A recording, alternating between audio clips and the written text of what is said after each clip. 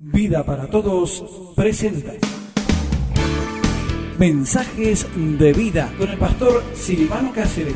Palabras de reflexión bíblica para nuestra vida cotidiana, en vivo desde una de nuestras celebraciones. ¿Cuál es el modelo de la iglesia que Dios soñó para nosotros? Y una idea de iglesia puede ser muy relativa para nosotros de acuerdo a nuestras propias ideas, nuestras experiencias. La gran mayoría de nosotros venimos desde otros lugares y hemos adoptado a Vida para Todos como ahora nuestra iglesia y sobre todo la iglesia de nuestros hijos. Porque nosotros de alguna manera ya estamos hechos. Pero nuestros hijos, nuestros tesoros, tienen que ser del Señor y necesitan un lugar donde tengan una iglesia en su estilo, con proyección, porque esta es una iglesia que se renueva. Y nuestros hijos tienen que tener un lugar, es una iglesia de proyección. Realmente la iglesia que Dios está soñando y esperando no está en nosotros, sino que seguramente está en la palabra de Dios. Por eso te invito que rápidamente abras el libro de Hechos en el Nuevo Testamento. Vamos a leer el capítulo 3 o desde el capítulo 3, verso 1 en adelante. Y tené el libro abierto, tené tu dispositivo electrónico con la Biblia incluida, digital. Por favor, no chatees, no te metas en Facebook, nada de eso. Pero te perdonamos el pecado de meterte en tu aparatito, ¿está bien? Muy bien. Y sabés que este pasaje nos va a hablar que una iglesia efectiva, más allá de las épocas y de los estilos, es una iglesia que tiene que ser fiel y efectiva en el mensaje y en su misión. Si no, esa iglesia ha perdido la razón de ser. ¿Cómo es la iglesia que el Señor la pensó? ¿Cuál es la iglesia que el mundo necesita? ¿Cuál es la iglesia que Dios planta en el siglo XXI para ser un lugar de manifestación del Señor? Y yo quiero decirte que en este pasaje, hace mucho tiempo encontré el modelo de la iglesia. Es la iglesia que visualizo, es la iglesia que aprendo, es la iglesia que estoy convencido que el Señor quiere renovar para plantarla en este tiempo en la historia. Y es una historia conocida. Hay dos personajes, Pedro y Juan, que están caminando juntos. Creo que ese caminar juntos, esa asociación que tienen estos dos personajes, es el modelo de iglesia que con la ayuda del Espíritu Santo en esta mañana el Señor nos quiere enseñar. El verso 1 dice, Pedro y Juan subían juntos al templo a la hora novena, era la hora de la oración. Yo quiero decirte que la primera característica de la iglesia que el Señor soñó es que es una iglesia que camina en unidad. Hay dos creyentes, hay dos discípulos del Señor, Pedro y Juan, que están caminando juntos. Y esto me habla que la iglesia tiene que desarrollar el propósito de la comunión y el propósito de la adoración, de venerar, de valorar la presencia del Señor. ¿Sabes que acá hay por lo menos tres connotaciones? Una iglesia que camina en unidad. En primer lugar, es estar juntos, es estar en comunión, es estar conectados. La Escritura dice que ellos iban juntos al templo. Justamente la iglesia, la eclesía, es el término que se le da a los congregados. Por eso ser iglesia es estar presente. Ser iglesia es congregarte, priorizar en tu tiempo semanal, familiar y a veces por encima de algunas cosas que por ahí no están mal, pero no son las que más te van a bendecir, porque la comunión es la base de tu relación con Dios y tu propósito personal y el propósito de Dios para la iglesia. La iglesia comenzó con gente que estuvo junto. El derramamiento del Espíritu Santo vino con gente que tomó tiempo para estar en comunión con otros. Cuando llegó el día de Pentecostés, estaban todos unánimes y juntos. Por eso necesitamos volver a la sencillez. ¿Cuál es la sencillez? Lo que el mundo hoy en día no tiene. Se nos complicó la vida.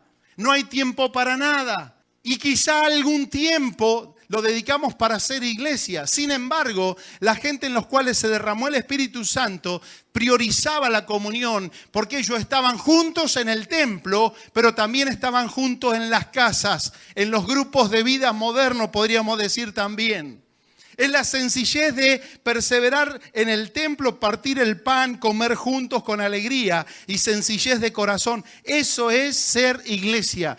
Yo quiero decirte algo, si querés ser parte del plan maravilloso del Señor, priorizá tiempo de comunión con otros, porque ahí dice la palabra del Señor, en ese lugar se manifiesta el Señor y el Señor envía bendición y vida eterna. ¿Dónde está la bendición? En la comunión. Y la vida eterna en la comunión.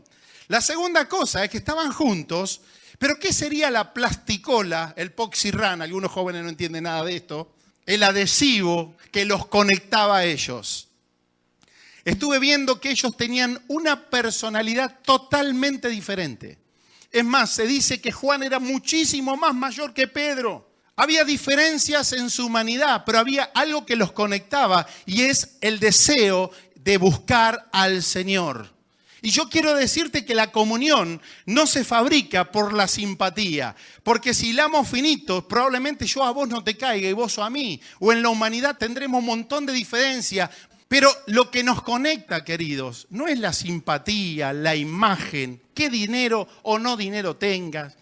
Realmente lo que conecta a la comunión de la iglesia es que tengamos un deseo genuino y compartido de buscar la presencia de Dios. A ellos los conectó la oración, los conectó el deseo de buscar al Señor. Por eso debemos estar conectados con Dios, pero también conectados al cuerpo. ¿Sabe qué? Opinamos mucho de la iglesia. La gente opina de la iglesia, opina de cómo tendrían que ser los pastores. Yo te presto el puesto una semana, en serio te lo digo, y después decime. Porque yo ya lo practiqué. Yo era más pastor que mi padre, más pastor que todos mis pastores. Pero el día que me tocó entendí que esto es otra cosa. Y sabes que guardé una frase en mi corazón. Si nos interesa realmente la iglesia, debemos dejar de hablar de la iglesia y empezar a hablar, esto es orar con la iglesia. Porque es productivo. Porque el que habla de afuera, yo te puedo asegurar que está equivocado. Pero cuando hablas de adentro vos te conectás, no hay queja, hay sugerencia. No hay diferencia, hay comunión. ¿Y sabes qué? Si está mal, nos ponemos a orar y el dueño de la iglesia dijo que la va a arreglar. Dios, el Espíritu Santo, quiere edificar la iglesia y no nosotros. ¿Qué te parece? Yo edificaré mi iglesia, dijo Jesús, no necesita nuestra ayuda. Ahora, no quiero meterme en el tema, pero sí dejarte una frase, y es que el aislamiento, muchas veces, te diría el 99%, es una señal de enfermedad espiritual. Te la dejo ahí, que el Espíritu Santo añada. Pero también quiero decirte que la comunión atrae la manifestación. Esta decirle de memoria, la comunión atrae la manifestación. Cada vez que hay comunión, y cuesta la comunión, te digo que cuesta. Cuesta, hay que estar clavado en la cruz para no quedar preso de la ofensa. Hay que entender el evangelio que dice, el que se humilla, aunque no lo entiendas y te duela, el Señor lo pone en alto. Pero la comunión vale la pena, por eso cuesta. Es re espiritual la comunión. Pero quiero decirte que eso trae la manifestación. Y en la última connotación de esto, de estar juntos, era... Parece una estupidez, pero es junto con. No se puede estar juntos solos. Pedro y Juan subían juntos.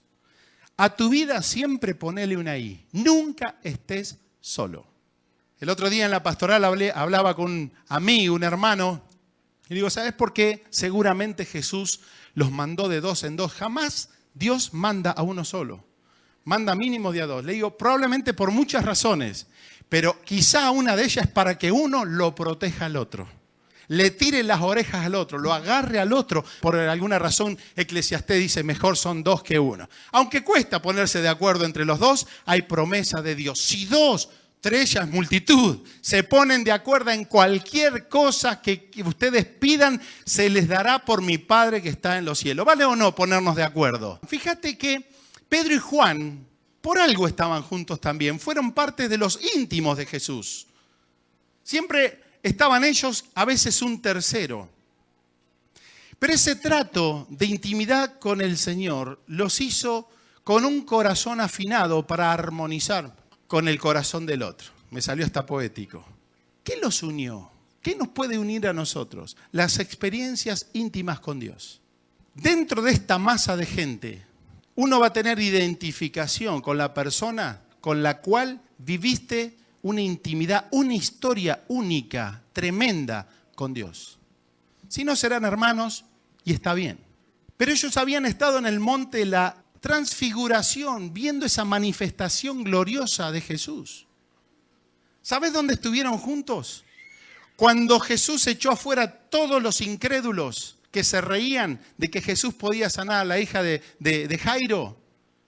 Pero ahí al lado estaba Juan y estaba Pedro. ¿Quiénes fueron los últimos que le hicieron las últimas preguntas? Señor, no te vayas, te tenés que ir. Sí, es necesario porque si no, Pedro, Juan, no va a venir el Espíritu Santo sobre ustedes. Y le empezaron a hacer todas las preguntas. Ellos fueron los íntimos. Es más, ellos fueron los que prepararon la última mesa del Señor acá en la tierra.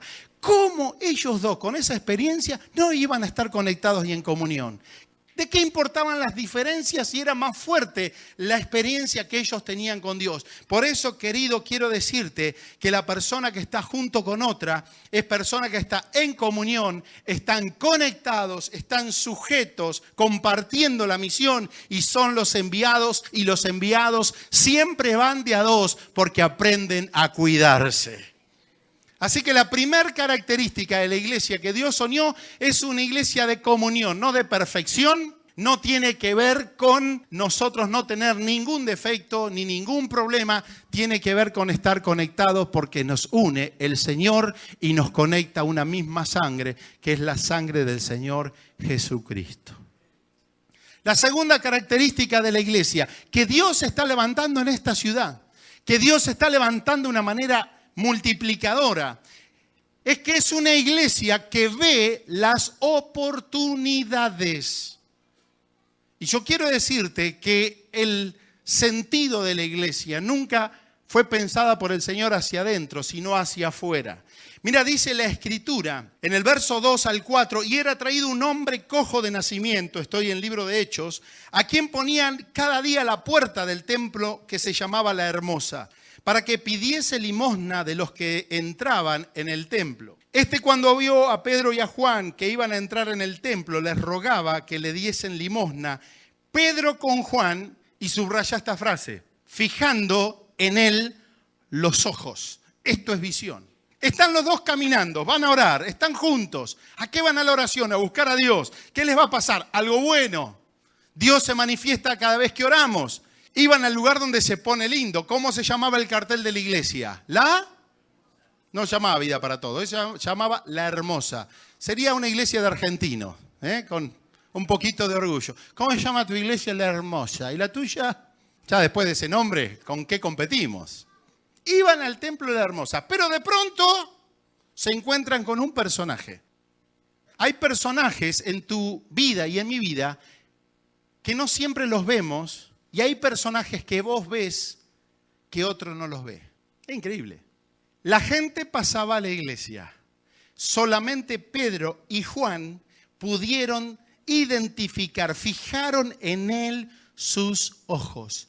Mira, la iglesia, y cuando digo iglesia es tu vida metida dentro, una vida de bendición, de proyección, una vida de multiplicación. Se da cuando nosotros representamos a una iglesia que está mirando como ve Jesús. Jesús cuando miraba a la gente la veía como ovejas sin pastor, como gente desorientada, la veía como gente que necesita orientación, que necesita satisfacción, que necesita sentido de propósito cuando se conecta con Dios. La pregunta para la iglesia, ¿qué están viendo nuestros ojos? ¿Estamos viendo un nuevo templo? ¿Estamos viendo que hay mucha más gente? ¿Estamos viendo que en esta iglesia me siento bien? Estamos viendo que en esta iglesia, wow, Dios me ha regalado un círculo de amistades que yo en otro lugar no lo hubiese tenido. ¿O estamos realmente teniendo ojos abiertos para mirar lo que Dios ama, que es la gente y la persona necesitada?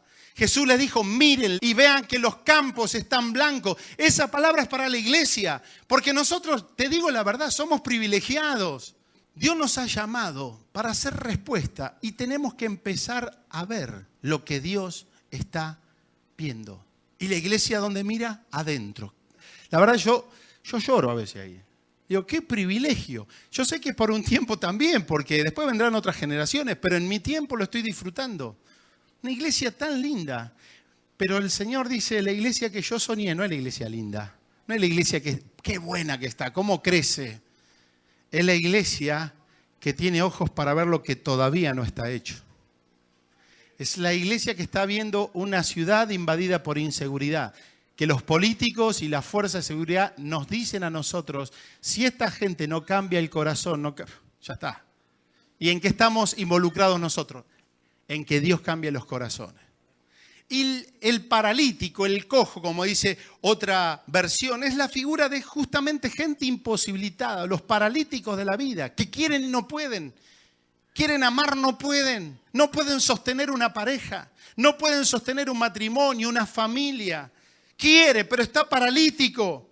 El mundo religioso es un mundo paralítico. Este que pedía es alguien que entendía que en la iglesia algo bueno podía encontrar, pero no estaba en la iglesia, estaba afuera. Y hay un montón de gente que está buscando a Dios en tu barrio, en tu escuela, donde vos te movés, pero no está dentro de la cobertura de Dios. Son los que buscan a Dios a través de la religión. Son aquellos que están a las puertas del templo, cerca de Dios, pero se necesita que haya gente que conecte a esa gente con Dios. Es un necesitado de la sanidad, porque tenemos una sociedad que el pecado está corroendo de una manera increíble. Se practica el pecado, suena muy bien. Con mi señora estamos haciendo tanta consejería y uno de los pecados que desforma finalmente el propósito y la vida de toda una comunidad es el adulterio. Me gusta, listo, pero el pecado está destruyendo nuestra sociedad. La gente cae en parálisis por consumir pecado, deforma su vida. Quiere tener una familia, no la puede tener. Quiere tener gozo, no lo tiene. Quiere tener salvación, no lo tiene. Están paralíticos en la vida, necesitan la sanidad. Ahora, ¿cuál era la esperanza para este hombre? ¿Que la iglesia se llame La Hermosa le cambiaba la vida? ¿Que el título diga vida para todos le cambia la vida a alguien? ¿Que el pastor sea morocho y la pastora rubia tampoco le cambia la vida a nadie? ¿Para qué describir a todos los demás que tenemos? Que la gente le dé unas monedas, le cambiaba la vida a este paralítico. ¿Saben qué le cambió la vida al paralítico? Que haya un Pedro y un Juan que le presten atención, que los empiecen a ver. Y antes de irnos a casa, vamos a pedirle al Señor que nos ponga unos buenos lentes para empezar a ver todo lo que no hemos visto. Porque la iglesia que ve necesidades es la iglesia que Dios soñó. Porque Jesús es un Dios o representa un Dios de la compasión. Claro, una vez que se sanó realmente la iglesia le pareció hermosa. Pero no por el cartel. Le pareció la iglesia hermosa por estos dos. Mira, cuando vos estás usado por Dios como un simple vaso en las manos de Dios, esa gente, o vos para esa gente, te haces inolvidable. A veces veo a muchachos y dice, gracias a Dios, Dios cambió mi vida, estoy viviendo un modo increíble. Pero ¿cuánto te agradezco a vos? Antes diría, la gloria y la honra sea para el Señor, ¿no? Pero la gente te agradece a vos, porque si vos no estabas, había una palabra que no se le daba, había una oración que no se le da. Tenés que estar vos y te convertís en hermoso. De criticón te pones evangelizador. De echar la culpa te pones en protagonista de buenas historias. Porque se trata de bendecir.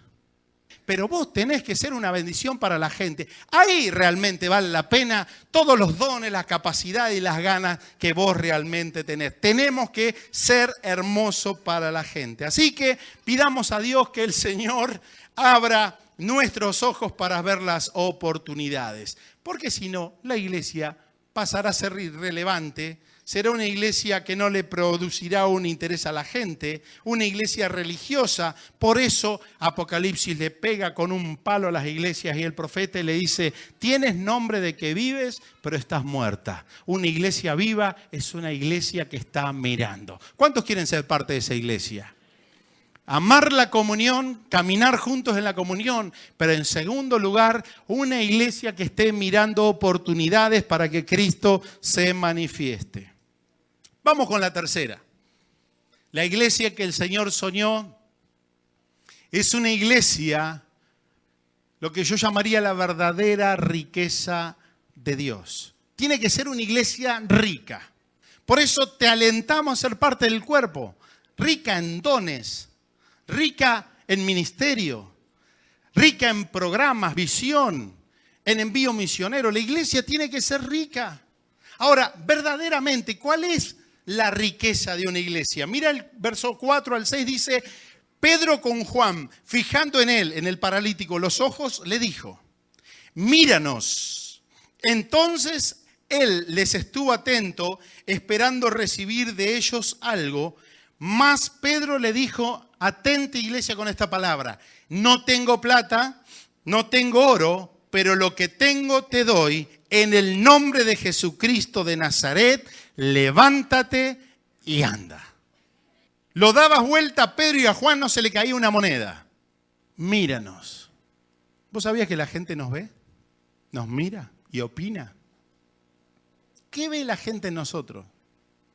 ¿Cuál es la riqueza que ve la gente?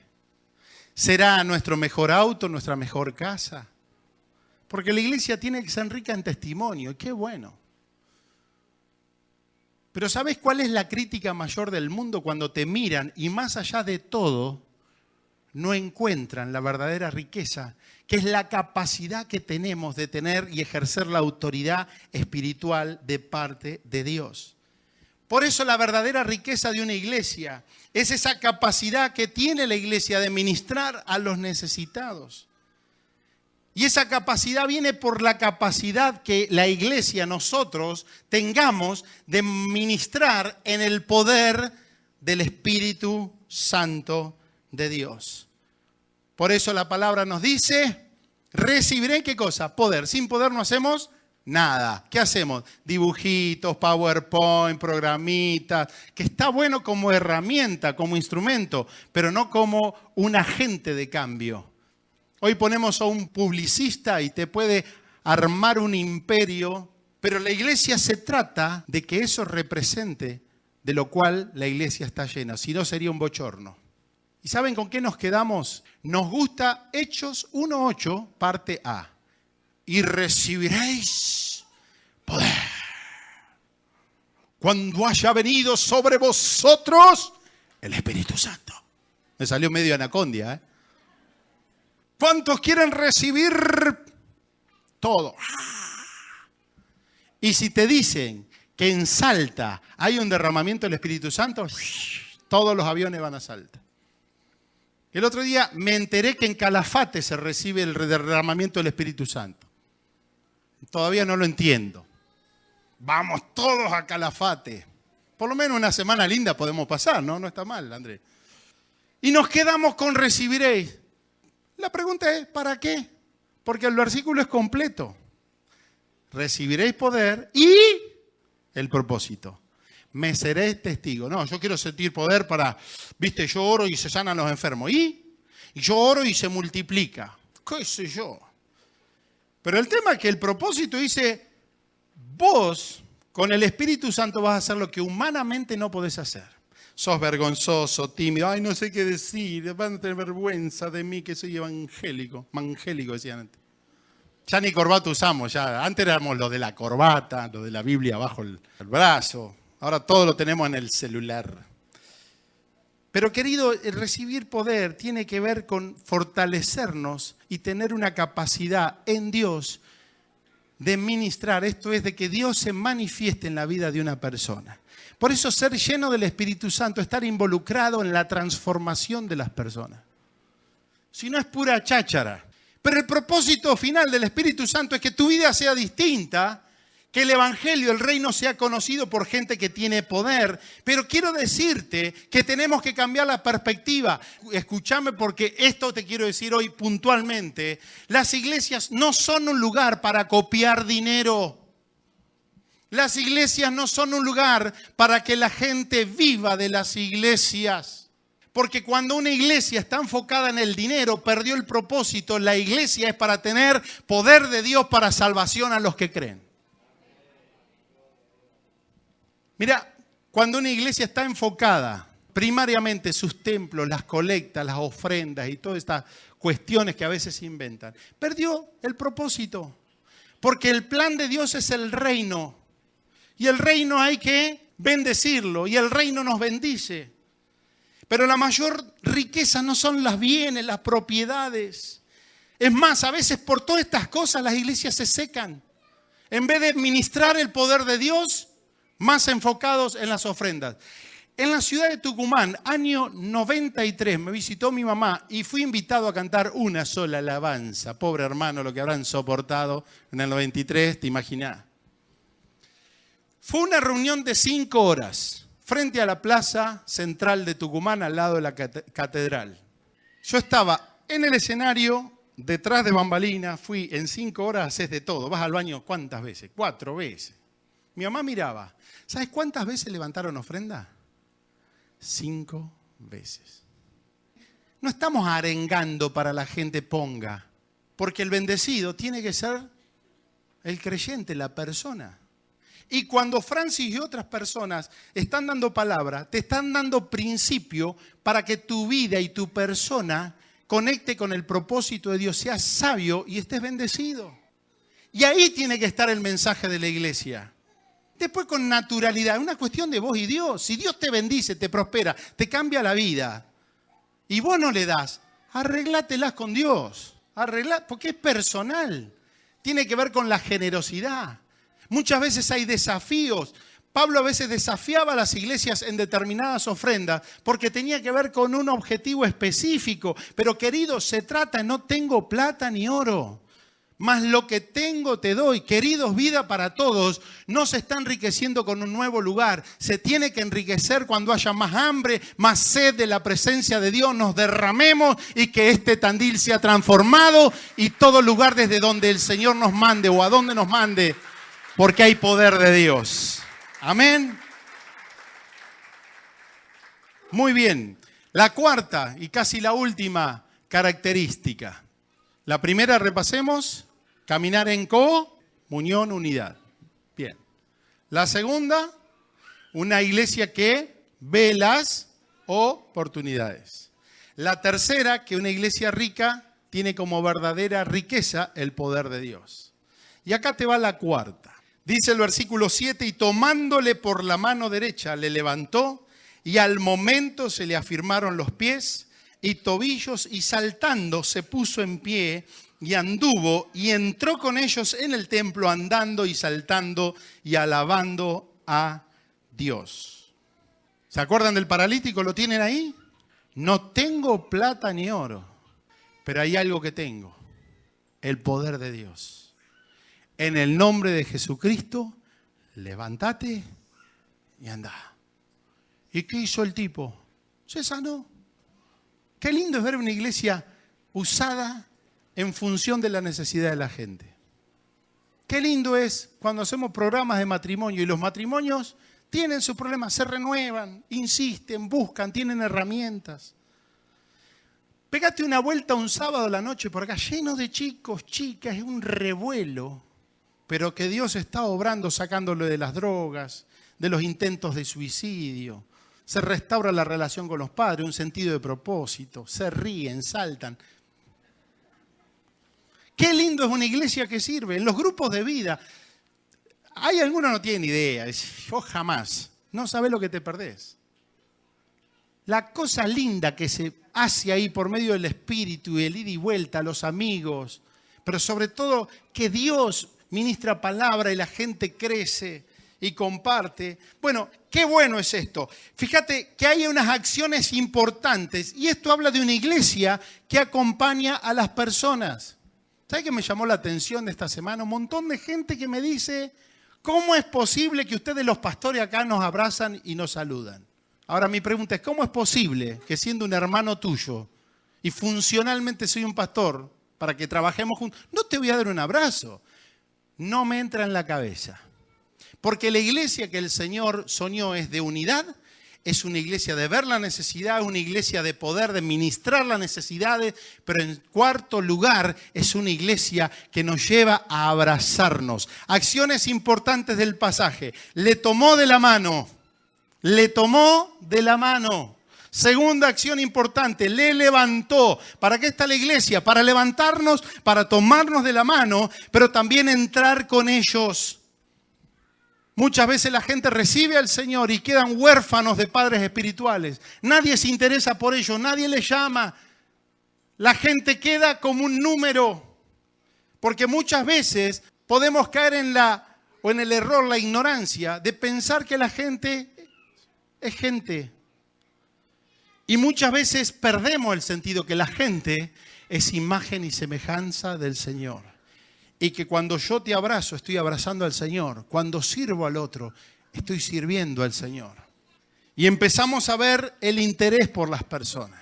¿Cuánto beneficio la persona puede sumar a la iglesia del Señor en todo sentido? En tiempo, ¿por qué no de dinero? De talento. Pero quiero decirte que la iglesia es de Dios. Que las personas son de Dios. Y que los pastores no somos dueños de nada de esto. Es más, uno de las claves de la enfermedad emocional mental de muchos pastores es justamente caer en un atributo que solamente es propiedad de Dios, la soberanía de Dios. Estamos para servirnos, de eso se trata el ministerio. La iglesia tiene estructura, tiene proyección, se van agrandando los envases, pero es poder de Dios y la iglesia es gente que el Señor compró con su sangre. Solo estamos para bendecirla. Por eso, ya para ir acabando este discurso, quiero decirte, la gente quedará en esta iglesia cuando las personas sientan un verdadero interés por ellos de parte de la iglesia. Honramos a los Anacondia y todos los que hacen campaña, pero yo creo que la estrategia de Dios está cambiando. La campaña viene por la sonrisa, por el abrazo, por dar la mano. ¿Y sabes qué? Creo que en vez de ir a un estadio a hacer campañas, las campañas habría que hacerlas en la iglesia, pero una campaña para sacar la amargura del creyente, para sacarle las caras de limón del creyente, para sacarle esa boca de crítica y poner una fuente de bendición para las personas. Tendríamos que hacer campaña, pero para nosotros. Porque cuando hay un amor genuino en un lugar que hoy falta tanto como es el mundo y nuestras relaciones, la iglesia se hace atractiva, necesaria. Tus chicos aman estar acá. ¿Por qué? Mis hijas se vuelven locas con recreo, ahora con el tema de los jóvenes. Antes nosotros como teníamos una actitud media negativa en la iglesia, y si cumplimos y nos vamos. Hoy los chicos anhelan. ¿Por qué? Porque cuando hay un ambiente, uno quiere estar en un lugar lindo, que se siente bien, un lugar donde a vos te quieran. ¿De quién es la responsabilidad? De nosotros, de la iglesia que Dios soñó. Ponete de pie y no te distraigas, porque yo quiero hacer un llamado en esta mañana. ¿Estás ahí atento?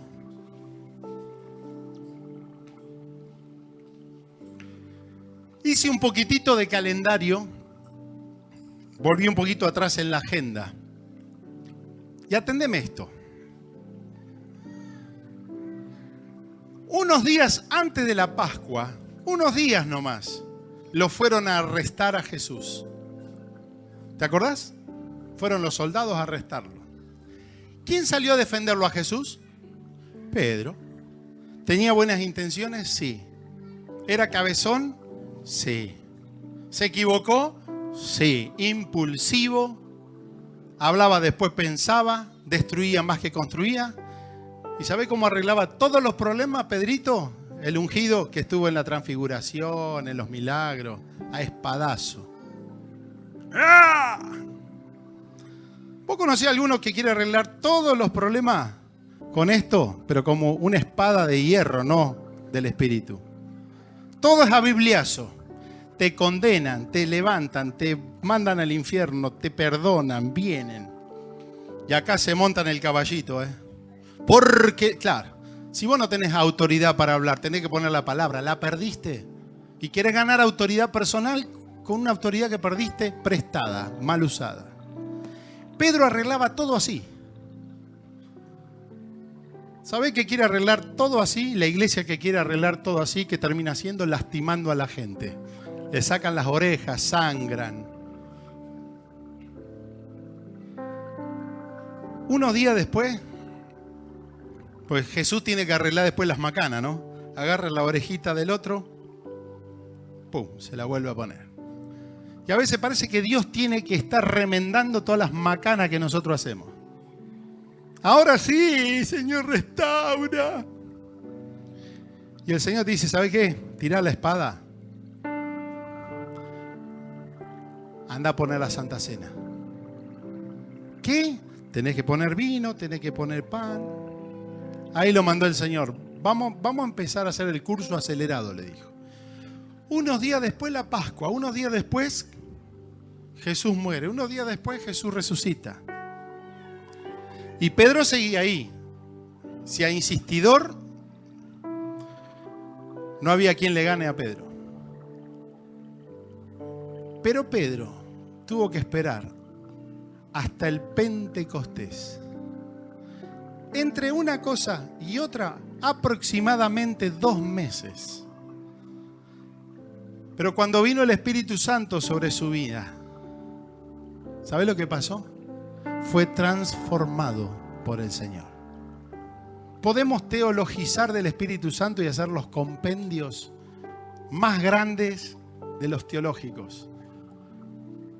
Pero un toque con el Espíritu Santo te tiene que hacer de nuevo. Y desde ese lugar donde él recibió del Espíritu Santo, el Señor ungió a Pedro, abrió su boca en un sermoncito. Miles creyeron en el Señor Jesús. Con mis razones, mis espadas, con mi ley, mi juicio, no vamos a sanar y hacer la obra de Dios. La iglesia que el Señor soñó es la iglesia que vio en Juan y en Pedro, que buscaron al Señor, porque cuando tenés intimidad con Dios, nunca más querés dejar de buscarle. No lo cambiás por nada, no hay un asado, no hay nada.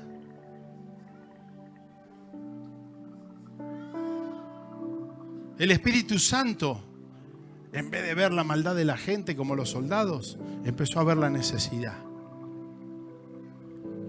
No estuvo enfocado en la riqueza personal. Si Dios te bendice un montón, disfrutá. Te puede hacer un pobre con plata. Lo que tengo te doy. Y supo abrazar a la gente y a las personas. ¿Será esa la iglesia que el Señor encontrará en este tiempo para nosotros?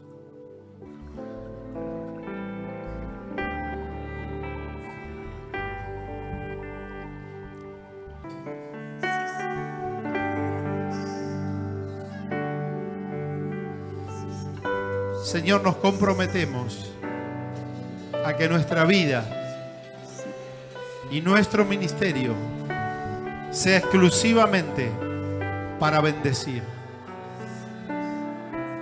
Y déjame orar como pastor. Un paréntesis en esto. Señor, te pedimos perdón. Y aún de parte de algún pastor que pueda haber abusado de tu vida. Si en alguna actitud, Señor, nos hemos adueñado de la gente, si hemos oprimido, aún, Señor, si como líderes de la iglesia se ha desviado el propósito que es la riqueza del Espíritu Santo. Señor, nos comprometemos a extender tu reino, pero te pedimos que nos llenes del poder del Espíritu Santo. Señor, y podemos ver en nuestro espíritu que no es casualidad la palabra que nos diste y lo que está pasando. Y declaramos que esa medida mayor será un lugar de avivamiento, de sanidad, de renovación, un refugio. Y que el día que nos hayamos ido de este lugar, Señor, tú nos digas, entra en el gozo del Señor, porque en lo poco fuiste fiel. Señor, danos amor para amar a las personas, para ver la imagen y la semejanza de Jesús por encima de cualquier otra mirada. Oramos en el nombre de Jesús. Y el punto 5 lo dejo como una consecuencia. ¿Saben que estamos en ese lugar de la Biblia? Punto 5 dice que es una iglesia que tiene un impacto en la sociedad. Termina la historia diciendo que todo el pueblo le vio andar al paralítico y alabar a Dios, y se llenaron de asombro y espanto por lo que había sucedido. Queridos, Jesús no necesita propaganda. El Espíritu Santo, cuando obra, nos hace atractivos. Si a un Juan el Bautista, con una descripción tan horripilante, fuera de la ciudad, lo seguía la gente busca donde hay comida, donde hay Espíritu de Dios y donde hay respuesta de Dios para ellos. Yo quiero que abraces al que tiene al lado y decirle: somos iglesia. Vamos a ser la iglesia que Dios soñó. Se vienen días grandes para cada uno de nosotros.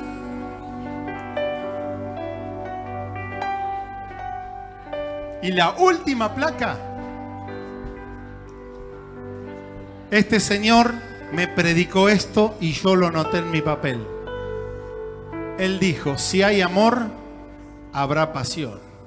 Y si hay pasión, habrá misión. ¡Qué fiesta! ¡Qué bueno!